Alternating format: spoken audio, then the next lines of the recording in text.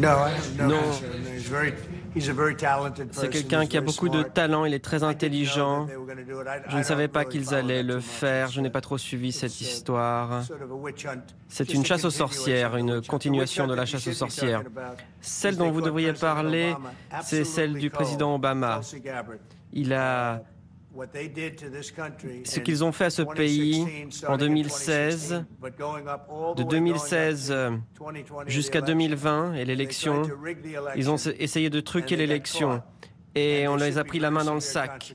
Et il devrait y avoir des conséquences très sévères pour ça. Quand on a pris Hillary la main dans le sac, j'ai dit bon, n'allons pas trop loin. C'est l'ex-femme d'un président. Je l'ai laissé s'en sortir et j'ai bien fait, mais il est temps maintenant, après ce qu'ils m'ont fait, il est temps de commencer à ce que les gens rendent des comptes. Obama a été pris la main dans le sac. C'est Obama. Ses ordres sont sur le papier. Les documents ont été signés, ça venait de son bureau et ça devait être classifié. Eh bien, les documents classifiés ont été rendus publics. Ce qu'ils ont fait en 2016 et 2020, c'est des activités criminelles au plus haut point.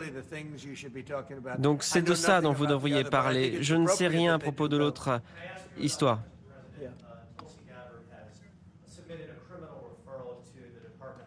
Tulsi Gabbard a fait une demande au ministère de la Justice. Sur qui devrait-il enquêter, le ministère de la Justice? D'après ce que j'ai lu, et j'ai lu ce que vous avez lu, ce serait le président Obama. Biden était là avec lui, Comey aussi, et Clapper, tout le groupe en faisait partie, dans une pièce. C'était cette pièce-là d'ailleurs. C'est plus beau qu'à l'époque d'ailleurs, mais il y avait des belles photos au mur depuis des centaines d'années, mais maintenant la pièce est devenue plus belle. On a la déclaration d'indépendance maintenant dans la pièce qui n'y était pas. Peut-être que les gens à l'époque n'aimaient pas trop, mais moi oui. Mais quand on regarde ces papiers, c'était le président Obama.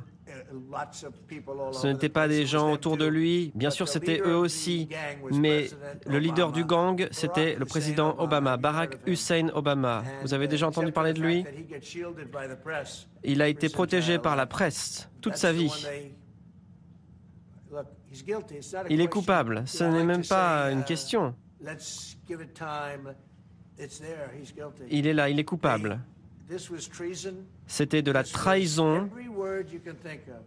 Vous pouvez appeler ça de bien des manières. Ils ont essayé de voler l'élection. Ils ont fait des choses inimaginables, même dans d'autres pays. On a vu des pays assez durs. Cet homme-là a vu des pays assez durs, mais c'est du jamais vu. Et nous avons tous les documents. Et d'après ce que Tulsi Gabbard m'a dit, elle a des milliers de documents additionnels. Le président Obama, par conséquent, c'était son idée, mais c'était Hillary, l'escroc également était impliqué. Hillary et son groupe, les démocrates, ils ont dépensé 12 milliards de dollars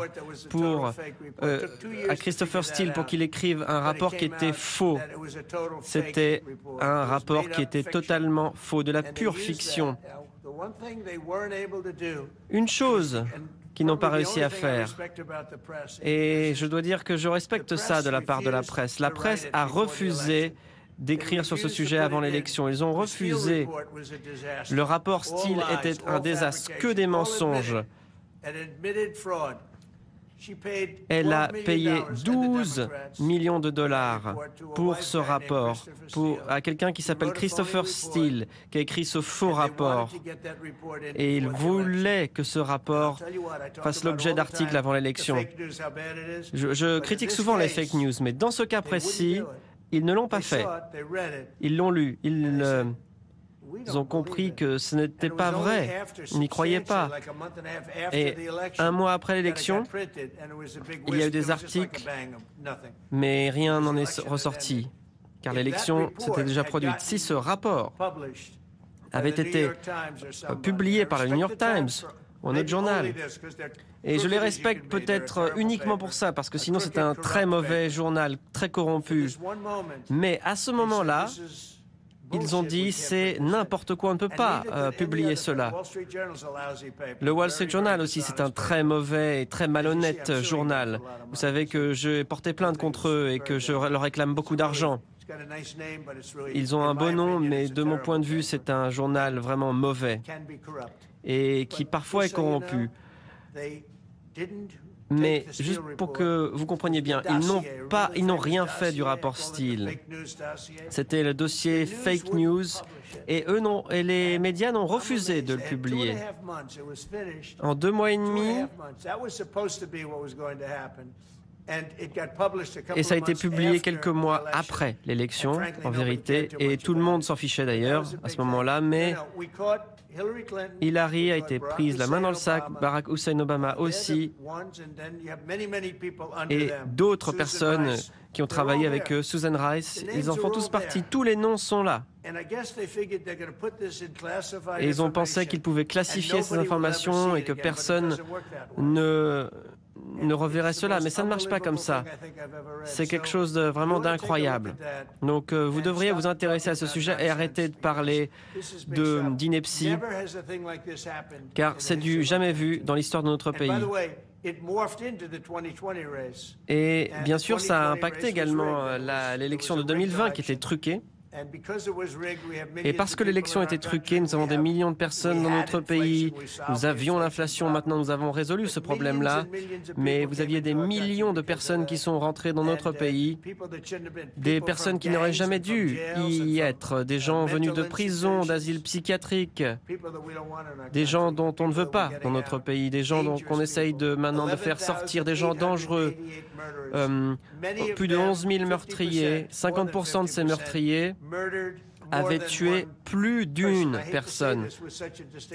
J'ai horreur de devoir en parler avec un hôte aussi distingué, mais je réponds à votre question. Barack Hussein Obama était à la tête de cela. Hillary et Joe l'endormi également ont aidé. Clapton aussi. Ils ont essayé de truquer une élection et ils ont été pris la main dans le sac. Et ensuite, ils ont truqué l'élection en 2020. Et j'avais gagné cette élection de très loin. Et ensuite, j'ai gagné une troisième fois l'élection. C'était un raz-de-marée. J'ai gagné le vote populaire. Mais j'avais gagné aussi en 2020. Regardez les dégâts qui ont été causés. Is the ammunition hub that the U.S. plans to build in Subic and the Luzon corridor, considering that these will be built in areas that hosts strategic ports as well as military air bases. Vous me parlez de munitions, c'est ça? Oui, le Congrès a approuvé au budget.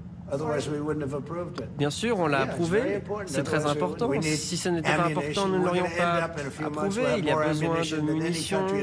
Nous aurons plus de munitions que n'importe quel autre pays. Nous aurons plus de missiles que quiconque. Nous aurons des missiles rapides, des missiles précis, des missiles moins précis même. Nous avons de tout. Nous aurons plus de munitions qu'aucun autre pays dans l'histoire du monde.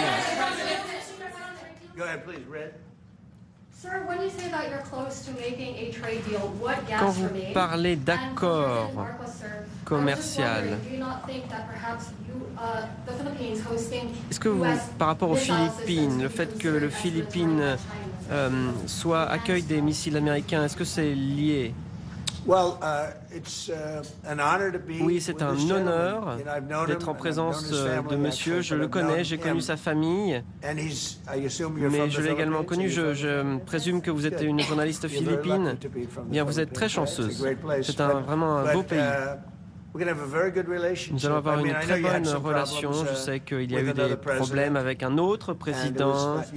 Ce n'était pas de votre faute. Intervention du président Trump dans le bureau ovale de la Maison-Blanche. Donald Trump qui a répondu aux accusations le concernant sur l'affaire Epstein. Alors, il faut peut-être rappeler de quoi il s'agit. Thierry Arnaud, bonsoir. Bonsoir Olivier. Alors Epstein est un financier qui s'est suicidé dans sa cellule à l'été 2019. Il était poursuivi à l'époque pour des activités pédocriminelles, un dossier très lourd dans lequel de multiples jeunes filles ont été abusées à de très nombreuses reprises, en compagnie de personnalités parfois célèbres. On pense au prince Andrew notamment, qui a clos à l'amiable des poursuites qui étaient engagées contre lui et qui lui ont valu d'être quasiment banni de la famille royale aujourd'hui. Mais on sait que pendant près d'une quinzaine d'années, Donald Trump et Jeffrey Epstein ont été des proches, qu'ils ont passé des moments ensemble, qu'ils ont passé des soirées ensemble, que le président américain a voyagé à bord du jet privé de Jeffrey Epstein pour se rendre dans sa propriété de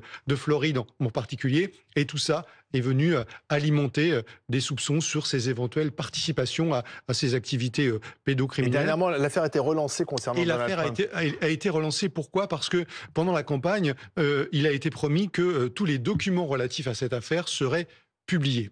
Et début juillet, le ministère de la Justice du gouvernement de Donald Trump a annoncé que finalement, on renonçait à publier le moindre document parce qu'il n'y avait rien à trouver dedans et parce qu'il n'y avait pas de poursuites supplémentaires à engager vis-à-vis de qui que ce soit. Et l'annonce qu'on abandonnait ce dossier et qu'on le laissait de côté complètement a provoqué une réaction d'incompréhension et d'hostilité d'une partie du camp de Donald Trump, de la sphère MAGA, si vous voulez, des militants les plus actifs sur ces réseaux sociaux, de toute cette galaxie de médias sur YouTube et ailleurs, de podcasts, les Benny Johnson, les Rogan, tous ces gens-là qui habituellement soutiennent Donald Trump de manière dithyrambique.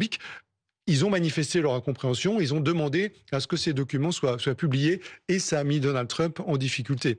Et c'est la raison pour laquelle on le voit aujourd'hui, d'une certaine manière, essayer de faire diversion, parce que ce qu'il faut comprendre, c'est que au fond, dans ce sujet, il y a la conviction d'une partie de l'électorat de Trump que il y a une espèce de force obscure qui s'appelle l'État profond, d'une élite riche, corrompue, totalement dépravée et qui tire les ficelles des États-Unis.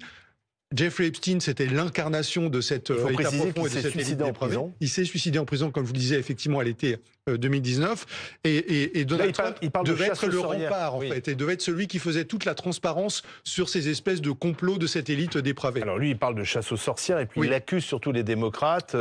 Il cite notamment Barack Obama. Oui, alors il ressort Bill Clinton aussi, Hillary Clinton, qui étaient des amis aussi de... Il ressort le dossier de l'élection de 2016, manipulé, dit-il. Il faut quand même se rappeler qu'en 2016, il est élu. Il la gagne, cette élection, puisque c'est là où il va exercer son premier mandat. Mais il explique que ce qui avait été à l'époque avéré par les agences de renseignement et confirmé par une commission parlementaire bipartisane, c'est-à-dire que la Russie était intervenue dans cette campagne de diverses manières pour essayer de manipuler l'opinion américaine en faveur de Donald Trump, que tout ça est un complot criminel qui a été soutenu et organisé par des personnalités de l'administration Obama, y compris celui qui était à l'époque le président des États-Unis, Barack Obama lui-même.